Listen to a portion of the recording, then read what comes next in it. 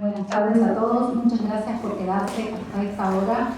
Los panelistas a los que tengo el honor de presentar valen cada uno de sus minutos, así que espero que disfruten.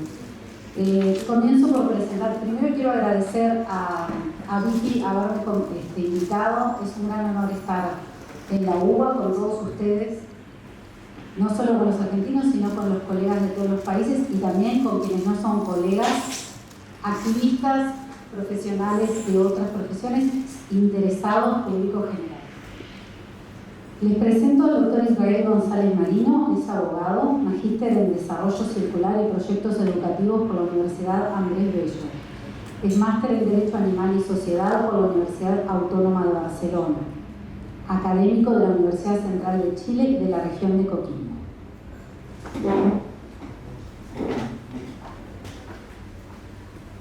Hola, muchísimas gracias por esta invitación, por esta tremenda instancia y en particular a todo el equipo organizador que hace posible esto y en especial un saludo para los que están ahí afuera que finalmente cumplen un rol súper importante. Hoy día lo que quisiera yo presentar es más que nada entregar algunos datos panorámicos en relación a la constitucionalización del derecho animal, en particular en Sudamérica. Y esta es una presentación bien descriptiva, es decir, es poco ambiciosa en términos metodológicos. El problema que pretendo abordar tiene que ver con que, si bien el tema de la constitucionalización de la protección de los animales ha sido ampliamente abordado por varios trabajos, no existen trabajos que aborden este fenómeno de manera sistemática en Sudamérica. Vamos a encontrar trabajos que se refieren a algún país en particular o que son un poquito más antiguos, de manera que mi intención es quizás aportar algunos datos para poder mirar el panorama completo de Sudamérica. Entonces mi objetivo es describir la presencia de algunos conceptos claves simplemente.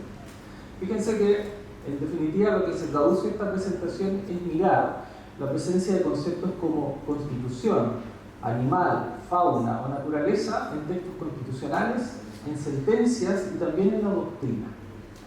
Entonces, lo reitero, esto es muy descriptivo y de hecho, lingüísticamente esto se trata de una descripción de unidades léxicas. Y está restringida solo al ámbito sudamericano, me hubiese gustado hacerlo latinoamericano, pero bueno, ustedes saben que eso es harto trabajo, así que quizás para una segunda oportunidad podemos hacer eso. Entonces me voy a referir a estos conceptos claves que aparecen en los textos constitucionales, luego en la jurisprudencia y finalmente en la doctrina. Yo creo que es el rol que tenemos algunos acá y quizás ahí van a aparecer algunos desafíos interesantes. Si nosotros miramos el concepto animal o animales en los textos constitucionales, vamos a encontrar que aparecen en algunos países. Están en Ecuador, Bolivia, Guyana, Brasil, Venezuela. Si buscamos el concepto fauna, va a aparecer solo en 3 países: Ecuador, Bolivia y Brasil. Y finalmente el concepto naturaleza aparece en Ecuador, en Brasil, en Surinam, en Chile y en Uruguay. Vamos a ver qué dicen ahora. En Guyana aparece una vez mencionada la palabra animal para referirse a la diversidad. Fíjense entonces que no aparece el animal como un individuo, sino que aparece como un elemento de los ecosistemas. En el caso de Venezuela también el concepto animal aparece una sola vez. Y aparece referido a la competencia del Poder Público Nacional para legislar. ¿Qué es la legislación relativa a la sanidad animal? Es decir, no es para protegerlos tampoco. Si nos vamos al caso de Ecuador, vamos a encontrar 2 menciones de la palabra animal, que va a aparecer primero como un derecho colectivo de los pueblos indígenas a preservar sus animales, y en segundo lugar, relativo a la soberanía alimentaria, de cómo mantener a los animales para alimentar a la población humana. Fíjense que tampoco aparecen protecciones directas en favor de los animales. Si nos vamos al caso de Brasil, que me parece particularmente interesante, el concepto animal aparece 3 veces mencionado. La primera mención era la que originalmente tenía el texto constitucional y que era la más vanguardista probablemente, cuando prohíbe los actos de crueldad en contra de los animales. Sin embargo, las 2 menciones que surgen luego de una reforma constitucional vienen a excluir de los actos de crueldad a las actividades deportivas consideradas como tradicionales, lo que permitió, como sabrán, en Brasil que se siguieran realizando actividades culturales con animales. que en algún momento se prohibieron bajo el argumento que en realidad eran actos de crueldad.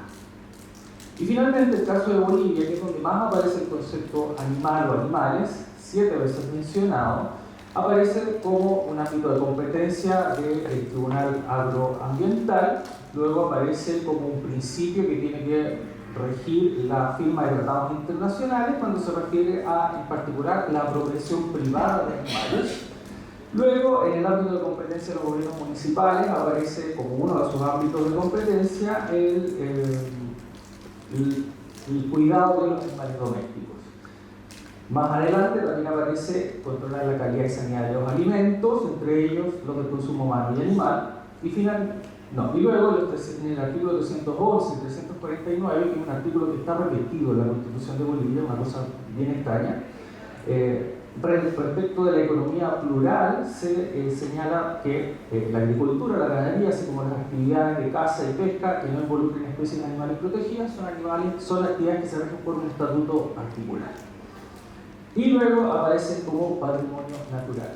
En suma, vamos a ver que la presencia del concepto animal y los textos constitucionales, con excepción de Brasil, tiene que ver simplemente con la tutela o la protección de intereses humanos. Vamos ahora a lo que dicen las sentencias.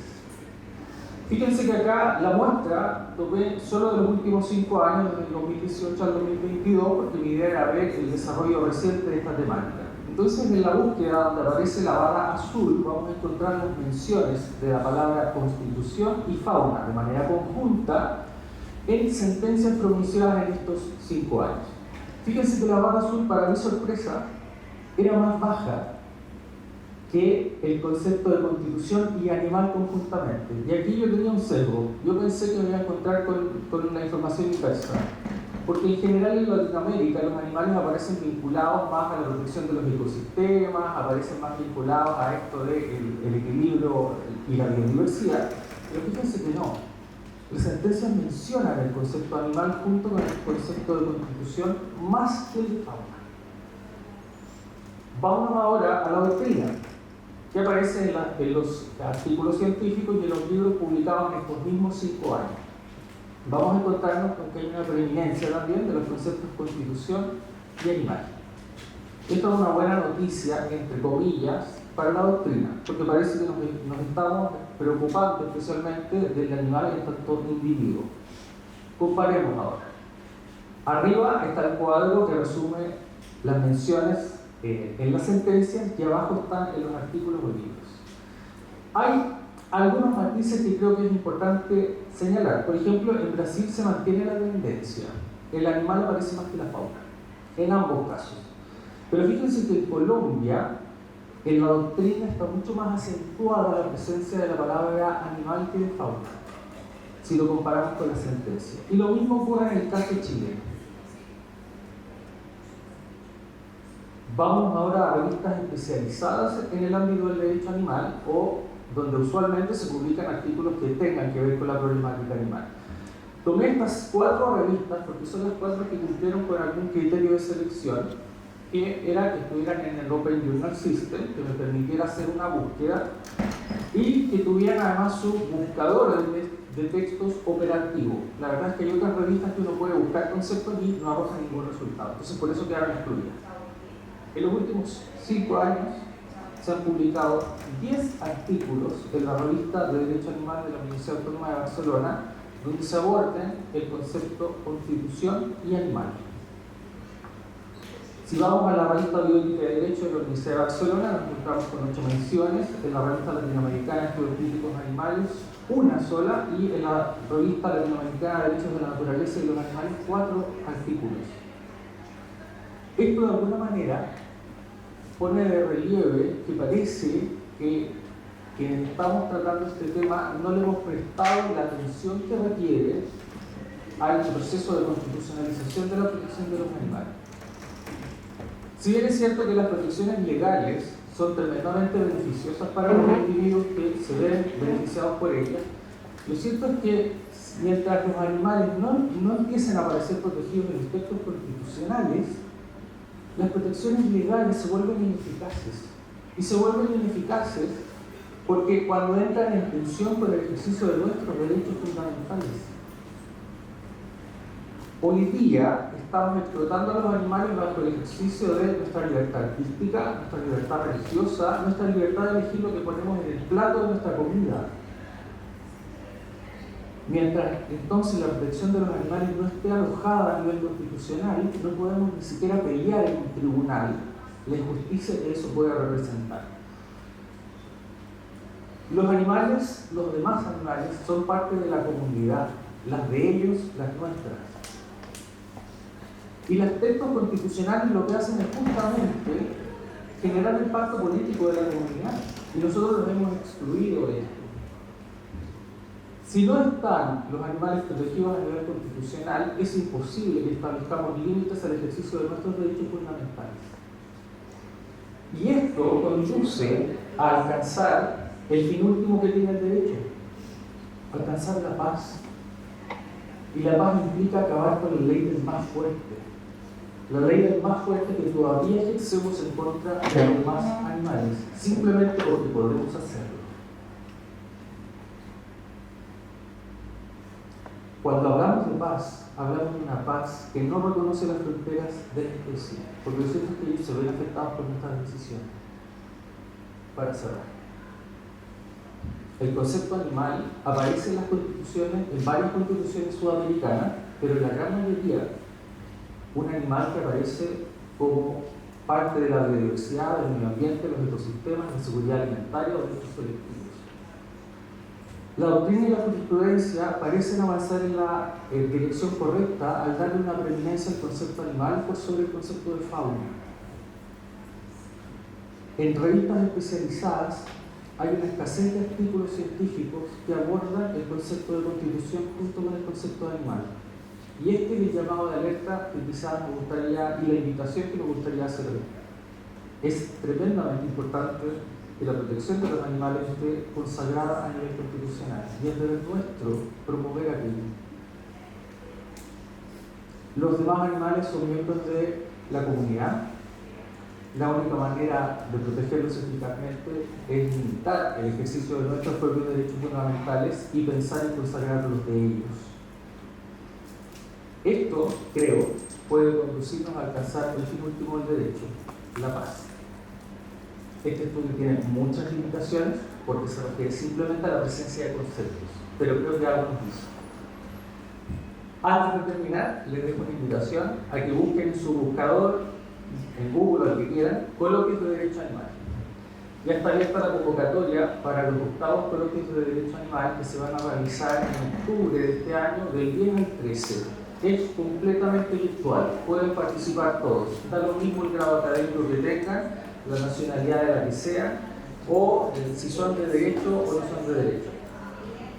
Vamos a estar recibiendo postulaciones hasta el 30 de junio. Se manda, ahí están todos los detalles, así que desde ya les doy la invitación. Muchísimas gracias.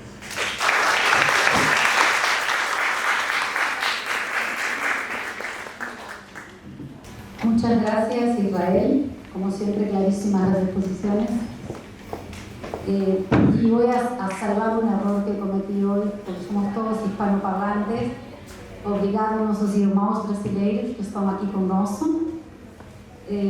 Ahora me toca presentar a la doctora Rosa María de la Torre, doctora en Derecho Constitucional de la Universidad Complutense de Madrid, investigadora nacional nivel 2 de CONACYT, México, profesora e investigadora de la Universidad Michoacana, coordinadora general del Grupo de Investigación en Derecho Animal GIA. Muchas gracias, Vero, y no quiero dejar pasar la oportunidad de agradecer a Vicky por la oportunidad de que nos hayan reunido aquí de cuerpo presente después de muchos años, compartir esta mesa con Israel, con Andrés, aunque sea de manera virtual, y por supuesto con Vero. Y la ponencia que yo les traigo hoy me parece que engloba muy bien lo que hemos estado platicando en la tarde. Uno, la labor de los jueces, en este caso de los jueces constitucionales mexicanos, en favor de los demás animales. También el tema de la constitucionalización. Y como lo decía Gilles Deleuze, ¿no? El derecho o la teoría de los derechos puede ser algo construido desde detrás de un escritorio, pero los jueces son quienes pueden obrar la revolución. Y en el caso del derecho animal hemos visto que hemos escrito libros, artículos, pero realmente es en la trinchera jurisprudencial donde hemos alcanzado grandes logros. Logros tales como reconfigurar categorías como persona, como familia, como sujeto de derechos, para incluir a los demás animales. En el caso de México vamos muy atrás, si nos comparamos con Argentina, con Brasil, con Colombia, con Chile mismo, pero hemos dado pasos firmes también. Sobre todo, me parece que hemos sentado un precedente importante por lo que refiere al tema de cuál es la relación de ciertos derechos fundamentales humanos, como el derecho de acceso a la cultura, la protección de las tradiciones culturales, etc., con respecto a lo que la Suprema Corte de Justicia de la Nación en México ha encontrado que es un principio constitucional implícito. Porque aquí, retomando lo que Israel dice, si ustedes buscan en México, en la Constitución mexicana no van a encontrar una referencia ni siquiera directa a los animales. Hasta hace muy poco se entendía que los animales estaban protegidos dentro del derecho al medio ambiente, que es un derecho humano que está contenido en el artículo 4 de la Constitución. Esto cambia radicalmente en el año 2018, cuando a través de la resolución 163/2018, en la cual la Suprema Corte resuelve la constitucionalidad de prohibir las riñas de gallos en nuestro país. Y lo que resuelve la Corte aquí es muy interesante, porque habla de la colisión de este principio constitucional implícito. Dice, si bien los gallos y otras especies no se encuentran en peligro de extinción y por lo tanto no deben ser protegidos como un tema de equilibrio al medio ambiente, nuestra Constitución, nuestro sistema constitucional, se sustenta con fundamento en ciertos principios implícitos. El respeto a la diversidad cultural, étnica, religiosa, el respeto a la equidad de género, a los valores democráticos, a la protección al medio ambiente y a la protección a los animales. Y aquí divide por primera vez en la historia de la jurisprudencia en nuestro país esta protección medioambiental por un lado y la protección al medio y la protección a los animales. Dice, ahora bien, este principio constitucional obliga a todas las autoridades de nuestro país, no solamente la autoridad judicial, no solamente a sancionar, sino establecer todos los mecanismos idóneos para proscribir este tipo de prácticas que pueden representar un maltrato a los animales. En este asunto está resolviendo una impugnación que interpusieron los galleros a una legislación local en nuestro país, en la cual se establece como maltrato animal las riñas de gallos. Los galleros apelaban a 3 derechos fundamentales básicos. El primero, el acceso a la cultura; el segundo, el derecho de propiedad; y el tercero, la libertad de empresa o trabajo. 3 derechos que tienen perfecto marco constitucional. En el caso de acceso a la cultura es bien interesante porque me parece que aquí es donde nuestra Corte teje muy fino y donde otros tribunales constitucionales han quedado un poco atrás. Y si a ver, nosotros no dejamos de reconocer que las riñas de gallos tienen un fuerte arraigo cultural. Son incluso ejercicios que tienen expresiones culturales, hay canciones, hay corridos en México, hay pintores que se dedican a esto, hay fotografía, etc. Pero dice la Corte, y esto es lo más interesante, no toda expresión cultural encuentra protección en nuestra Constitución, porque hay que reconocer que la historia de nuestro país es la historia de muchas expresiones crueles e inhumanas. Y esto es muy importante porque dice, no es suficiente que tenga arraigo cultural, que sea representada en el arte, que haya incluso estudios antropológicos, sociológicos sobre esto. Para que una expresión cultural encuentre protección en la Constitución mexicana, tiene que ser una expresión, y aquí retomo lo que decía Israel al final de su ponencia, que abone a la cultura de la paz, a la cultura de la armonía interespecie y a la cultura de protección de todos los valores implícitos de nuestro sistema, entre ellos la protección animal. Por lo tanto, expresiones como las riñas de gallos no están protegidas por la Constitución mexicana. Primer golpe. Segundo, el tema de la propiedad. Aquí es una de las partes que se ha criticado más por parte de la comunidad animalista de la resolución, porque si bien no llega a descosificar, sí establece un tercio lleno, porque dice, si bien los animales son sujetos de propiedad, son sujetos de una propiedad que debe ejercerse de manera limitada. Es decir, tú no puedes hablar de seres sintientes, tú no puedes hablar de que puedes ejercer esta propiedad de manera ilimitada. Y el límite es precisamente el no provocarles maltrato. Sobre el tema del derecho al trabajo, dice también es una libertad, la libertad de empresa, que encuentra los límites en la propia Constitución y en la ley. Y si hay una ley que determina que ciertas actividades son ilegales, por lo tanto, no están protegidas por la Constitución, y en este caso, la Ley del Estado de Protección de los Animales del Estado de Veracruz determina las riñas de gallos como una actividad laboral ilegal, y por lo tanto no está protegida por la Constitución. Si bien esta resolución no fue más allá, porque nunca habla de derechos para los demás animales, sí establece estos elementos de interpretación en clave animalista de estas colisiones de derechos. Y ha tenido una repercusión muy importante en nuestro país en una resolución que tiene menos de 6 meses, que es la resolución 80/2022, sobre las declaratorias como patrimonio cultural intangible de jaripeos, que es lo que se conoce acá como doma, riñas de gallos, peleas de perros, peleas de gallos y corridas de toros. Esta resolución es muy interesante porque va todavía más allá. Es la primera vez que en nuestro país la Suprema Corte habla de reconocer, de la necesidad de reconocer derechos para los demás animales. Ahí sí, ya, y por cuestiones de tiempo, voy solamente a leer 3 párrafos de esta resolución que me parece muy interesante. En la primera parte retoma todos los argumentos de la 163, ¿no? En cuestión de por qué se puede limitar el acceso a la cultura, el derecho de propiedad y el derecho de trabajo. Pero también dice que debemos reconocer que, porque aparte es muy importante, en esta resolución, la asociación que impugna esta declaratoria de patrimonio cultural es una asociación protectora de animales. No impugna la práctica en sí, impugna solamente el decreto que los declara como patrimonio cultural. Y algo que decían los jueces de la primera mesa y los fiscales es que ellos tienen que tener mucho cuidado de no ir más allá de lo que les están pidiendo. Entonces dice en esta resolución la Corte, esta es una declaratoria inconstitucional porque va en contra de este principio implícito. Tú no me estás preguntando, pero yo te voy a responder por qué debería haber una declaratoria de inconstitucionalidad de estas prácticas.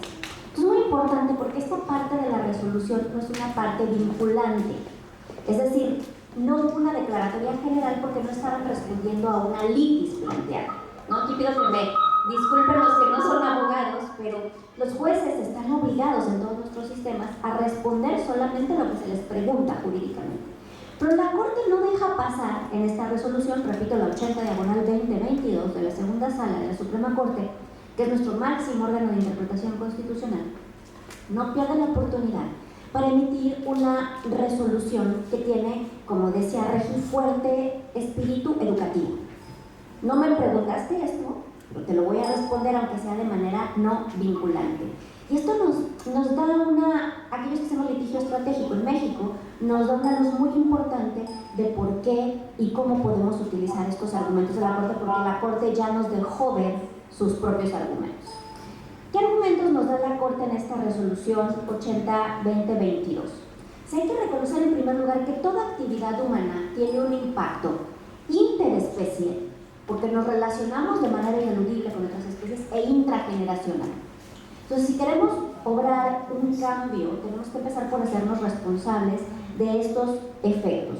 Dice, por lo tanto, este carácter interespecie e intrageneracional sujeta al hombre, desde la perspectiva del derecho a un medio ambiente sano, a una posición de conseguir buscar la armonía en relación con otras especies.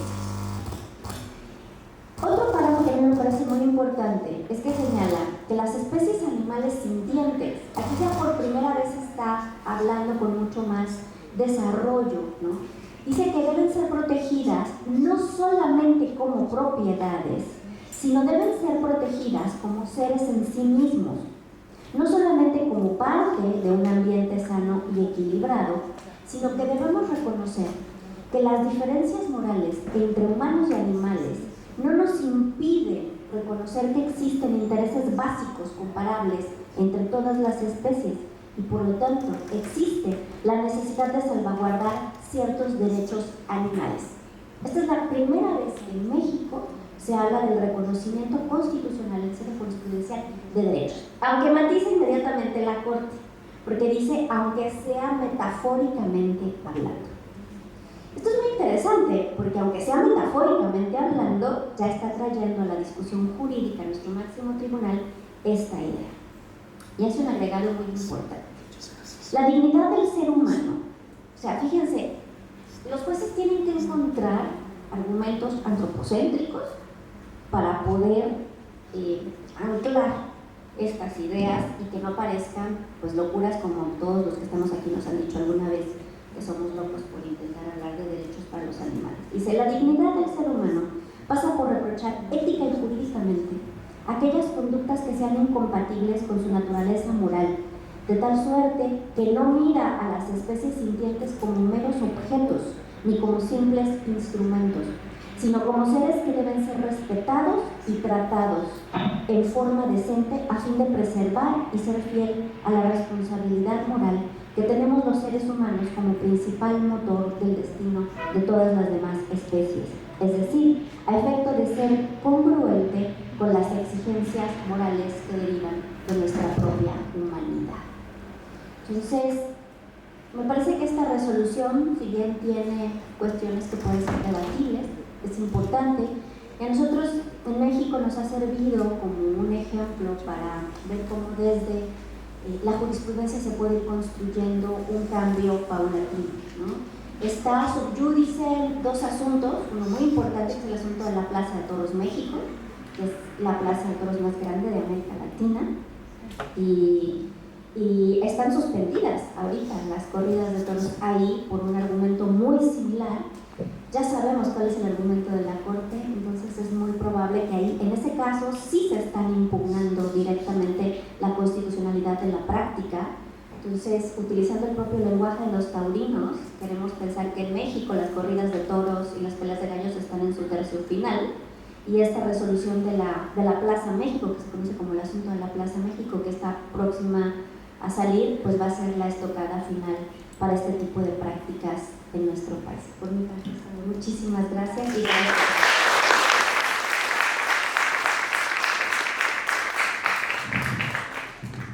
Muchas gracias, Rosa, por todos los conceptos que nos dejaste en tu ponencia que nos sirven a todos.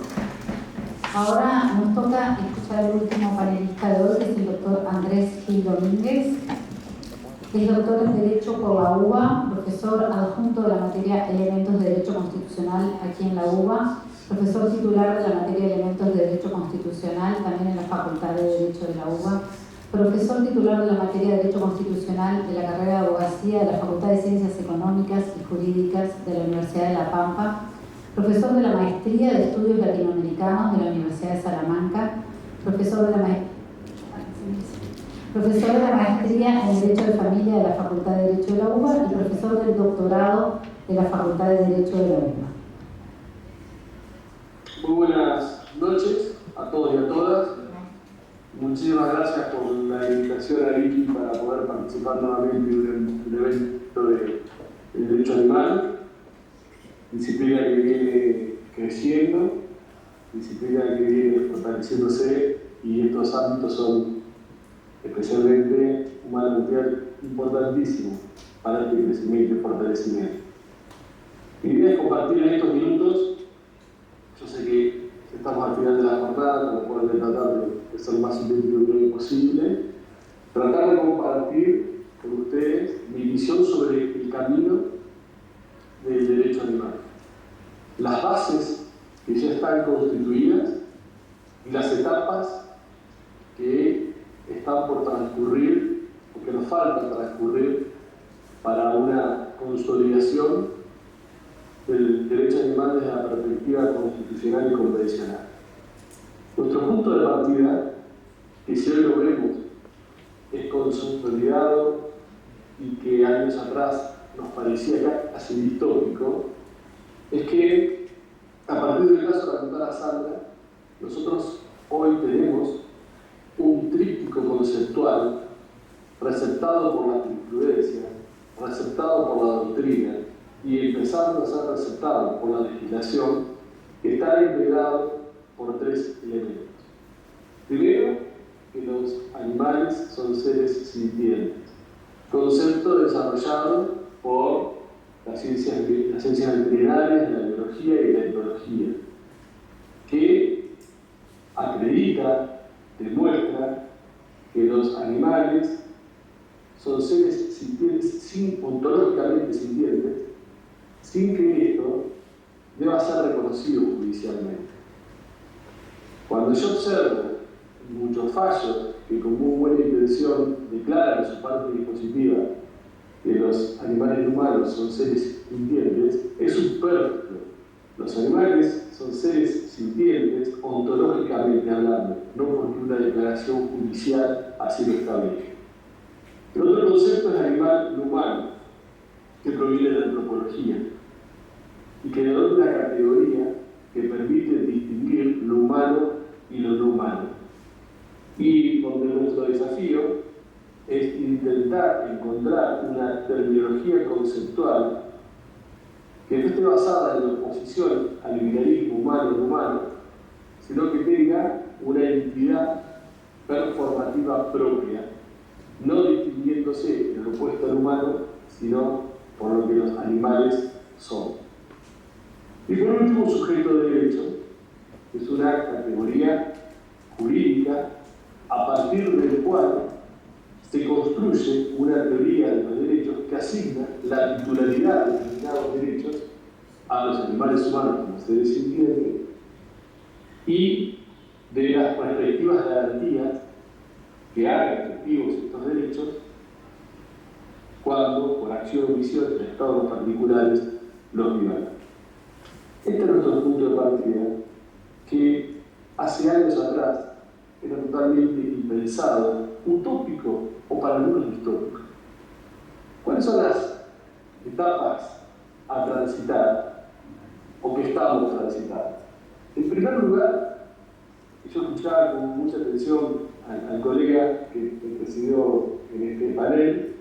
En primer lugar, la necesidad de tener un anclaje constitucional de los derechos de los animales no humanos. Este anclaje puede provenir de una interpretación de la tutela y protección del ambiente ecocéntrica, o puede provenir en aquellas constituciones que lo habiliten de la interpretación de la existencia de un derecho implícito en el marco normativo establecido por esa constitución, del cual surge el derecho de los animales no humanos.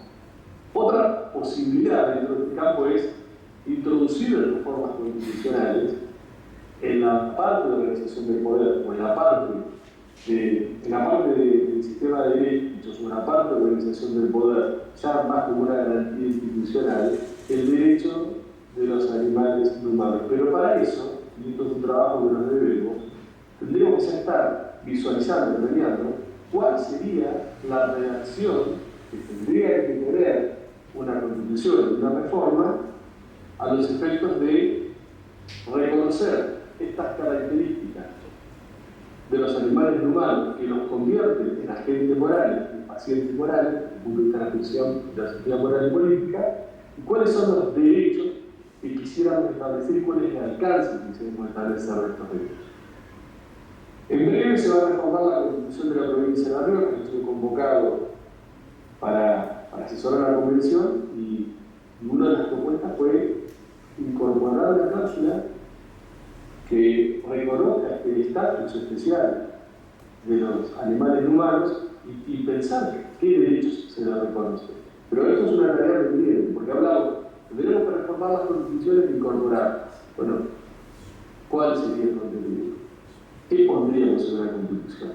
Para que cuando la reforma se haga ya tengamos y claro qué es lo que vamos a poner.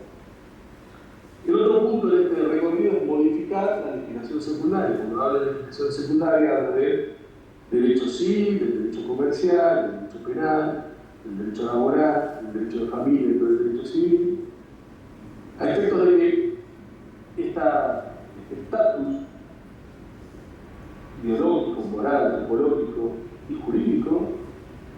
se establezcan legislaciones que tienen alcance general y que evitan la aplicación individual o particular. Con esta salvedad, en nuestro Código Civil y Comercial, los artículos 1, 2 y 3 dicen que todo el Código debe interpretarse conforme a la Constitución y conforme a los tratados sobre derechos humanos. Por lo cual, si surge, como yo creo, de la Constitución y de los tratados, de las interpretaciones que se han hecho de los tratados, de las demás normales del derecho, por más que el Código Civil y Comercial argentino los trate todavía como cosas o series de animados, en una interpretación a partir de las normas que el propio Código Civil y Comercial establece, en casos concretos que tengamos que litigar, esto es posible plantearlo con muchas posibilidades de éxito. Otra de estas etapas es empezar a generar, empezar a pensar procesos judiciales, ordinarios y constitucionales como garantías de tutela eficaz del derecho animal. Está sé que nosotros vamos a la acción de amparo, que todavía se sigue insistiendo para mí, erróneamente, con la acción de habeas corpus, pero son procesos constitucionales pensados para los animales humanos, de una perspectiva antropocéntrica. Y si bien los utilizamos como muleta frente a la laguna de omisión, es necesario empezar a crear un derecho procesal animal. Pensar en procesos constitucionales que den respuesta a la tutela eficaz, célere de los derechos de los animales humanos en caso de violaciones por acciones de omisiones en estados particulares. Porque así como existen graves problemas para promover acciones colectivas con códigos procesales pensados para el litigio intersubjetivo, mucho más graves, muchos más problemas tenemos si utilizamos procesos pensados de manera antropocéntrica para tratar de proteger a animales humanos. Entonces también esa es otra de las etapas que tenemos que transitar a partir de esta idea de la protección constitucional. Por eso es importante el litigio en procesos individuales y el litigio colectivo en procesos estratégicos. Hoy el derecho animal cuenta con muchas organizaciones no gubernamentales, con sus estatutos bien confeccionados, con la habilitación de personería jurídica de los órganos estatales, y en nuestro país y en otros países de América Latina, estas asociaciones civiles y sin fines de lucro, ONG, tienen habilitado constitucional o legalmente la posibilidad de promover procesos colectivos. Se les reconoce legitimación procesal colectiva.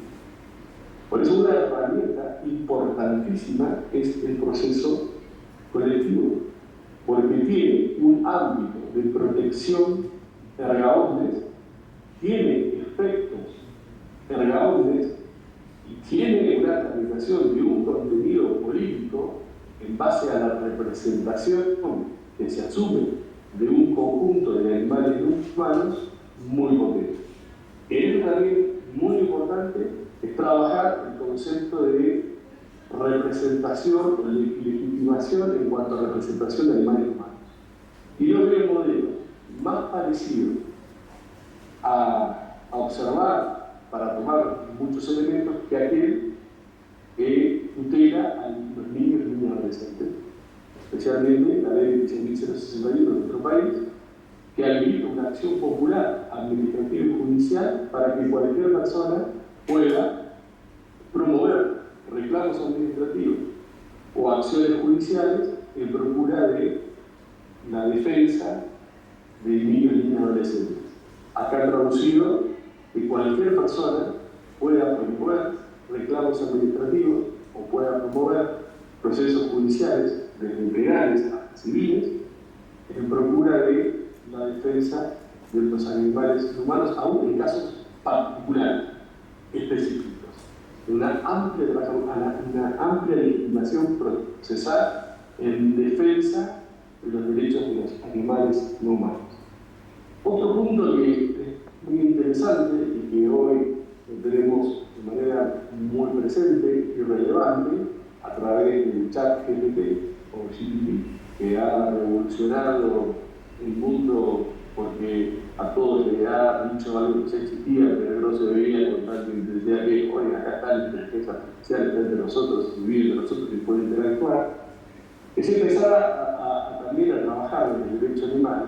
La idea que si la inteligencia artificial tiene que colaborar con los animales humanos, también la inteligencia artificial tiene que colaborar con los animales humanos cuando asista, cuando ayude al Homo sapiens, por ejemplo, a desarrollar políticas públicas ambientales.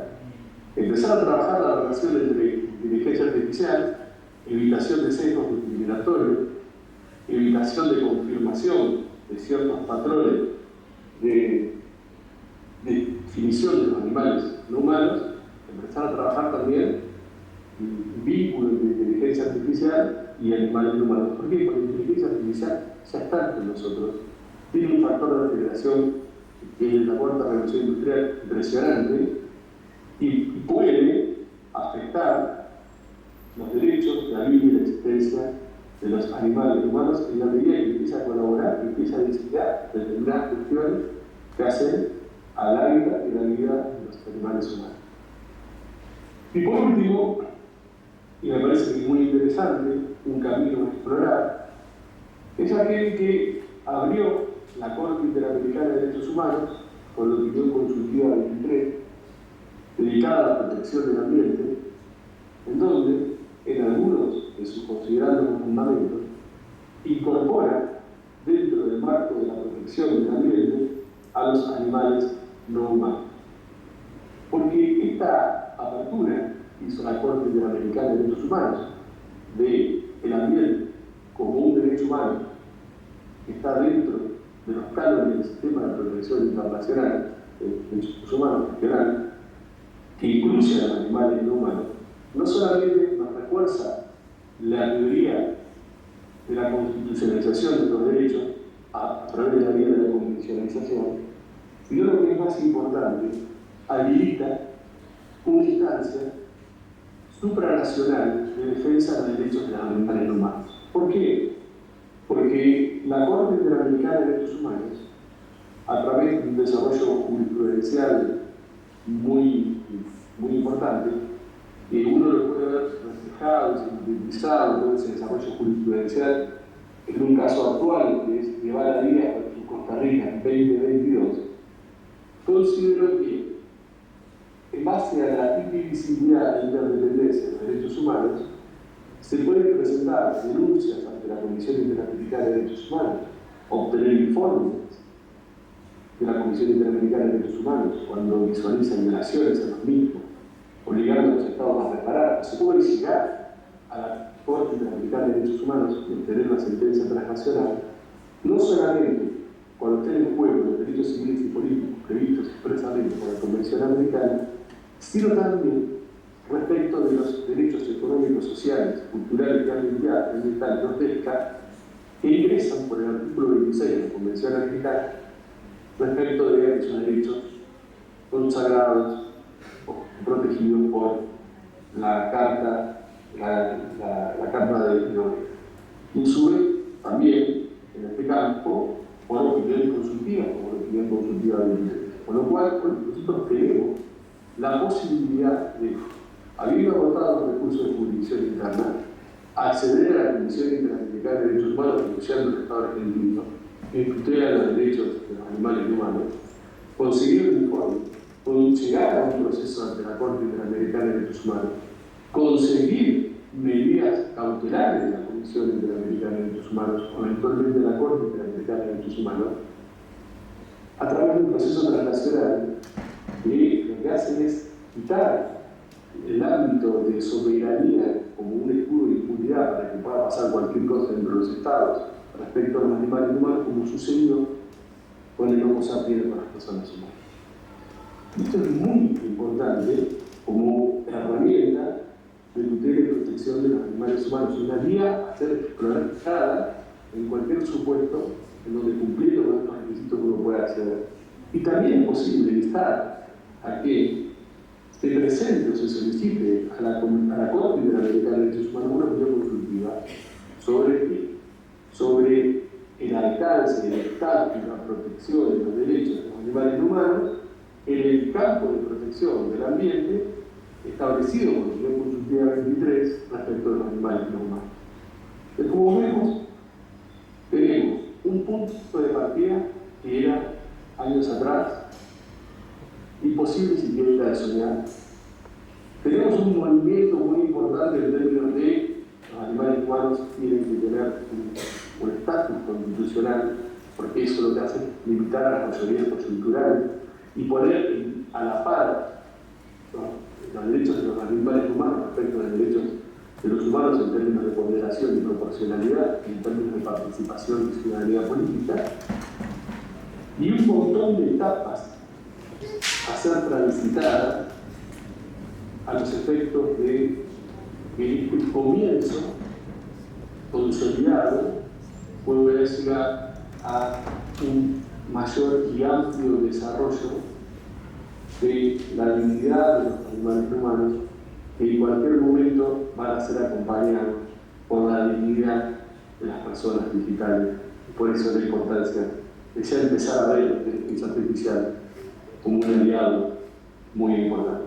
Muchísimas gracias por la atención, muchísimas gracias por la invitación. Siempre para mí es un gran honor y un gran gusto compartir este espacio con personas con tanta sensibilidad, con tanto compromiso y con tantas ganas de luchar. Muchísimas gracias.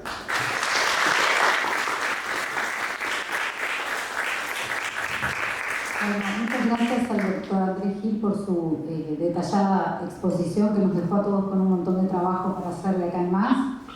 Antes de dar por cerrada la jornada, quería ver si alguno de los asistentes tiene preguntas para los colegas. Buenas tardes, gracias. Felicitaciones a Rosy y al profesor Andrés. Pues es un tema que nosotros en Colombia hemos tratado de estudiar bastante y precisamente a mí siempre me ha inquietado el tema de, y ahí viene la pregunta para el profesor Andrés Domínguez, ¿en qué medida la constitucionalización de los derechos de los animales puede convertirse en una trampa? ¿Sí? Es decir, en la medida en que habrá que generar también unos limitantes. Y no por el contrario, como lo expresaba, pero quisiera que fuera más detallada en la pregunta, realmente lo que hay que modificar o lo que hay que intentar es o buscar unas acciones que permitan, digamos, que ese marco de protección constitucional que ya está, ¿cierto?, se incorpore, digamos, desde un punto de vista concreto al ordenamiento jurídico, o flexibilizar las acciones constitucionales que tenemos nosotros actualmente. Para el caso específico de Colombia, pues creo que nosotros nos hemos venido resbalando en esa dicotomía y realmente la cuestión, por lo menos desde mi humilde criterio, es más del procesal constitucional que de derecho sustancial. Y bueno, no me extiendo en la explicación, pero es puntualmente eso. Para el profesor Andrés. ¿Se escuchó, doctor? ¿Escuchó la pregunta? Yo no escuché absolutamente nada. Ahora, la pregunta es esto, Bodega de Colombia.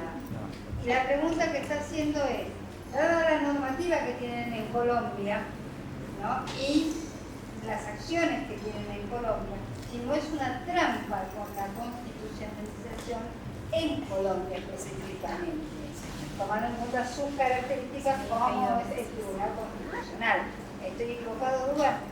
O sea, ¿por qué? Porque ellos logran espacios en los tribunales inferiores, pero cuando el Tribunal Constitucional llega, el Tribunal Constitucional decide no tratarlo y por lo tanto constitucionalizar ese punto que sería el tema animal terminaría siendo una trampa para que no se resuelva nada.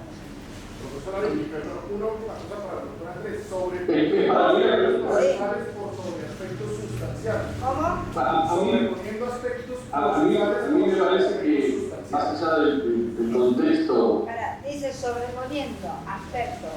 Es decir, que las altas cortes en Colombia en últimas terminan decidiendo los grandes fallos y las grandes discusiones alrededor de lo que estamos tratando, sobreponiendo aspectos procesales por sobre aspectos sustanciales. Es decir, Que las grandes cortes en Colombia terminan sobreponiendo los temas procesales por los temas sustanciales. Ese es el tema y la pregunta es hacia vos. Más allá del contexto colombiano, me parece que uno tiene que distinguir siempre entre normatividad y facticidad, o normatividad y contexto actual del país que a cada uno le toca vivir respecto al funcionamiento de sus tribunales. A mí no me cabe ninguna duda que además de un modelo de Estado constitucional y convencional de derechos, donde los derechos están fijados por la Constitución y los tratados sobre derechos humanos y sustraídos a la voluntad del legislador, que solamente los puede garantizar, pero no los puede constituir, no hay mejor herramienta que la constitucionalización y la convencionalización del derecho animal.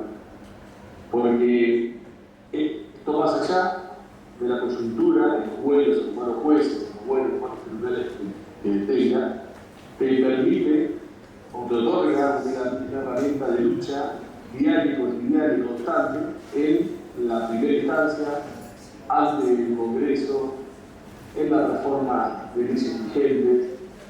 Entonces me parece que es fundamental, porque es sustraer las mayorías eventuales un tema, proteger, cubrir el derecho animal, mucho más con constituciones rígidas. Ahora, después siempre de esto depende la implementación de la Constitución en todos los temas que podamos tratar, de cómo funciona primero el Poder Legislativo, después el Poder Ejecutivo y por último el Poder Judicial. Nosotros no podemos creer, en Argentina tenemos miles de ejemplos de leyes que normativamente son de avanzada y realidades que son del tercer mundo, porque hay un quiebre enorme entre normatividad y facticidad. Entonces, una cosa es la mejor herramienta, el mejor planteo, la constitucionalización y la convencionalización, la mejor de todas. Después, ¿cómo funciona cada país?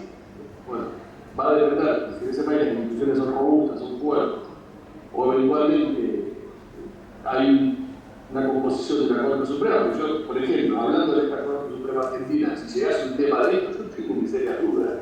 ¿Qué diría esta composición actual de la Corte Suprema de Justicia? Aún en el caso de Lorenzetti y aún en el caso de Maqueda, tengo mi seria duda sobre si no siguen manteniendo una postura ambiental antropocéntrica respecto a los animales humanos, aunque respecto del agua, respecto de la interprovincialidad del río, han dicho que el paradigma es un paradigma ecocéntrico. Pero eso que es la coyuntura, por la cual pelea el litigio, pelea políticamente, no puede hacernos desconocer que la mejor herramienta de todas las posibles para el resguardo de derechos animales y para cualquier derecho es su constitucionalización y su convencionalización. Esto da herramienta para pelear con una fuerza increíble todos los días.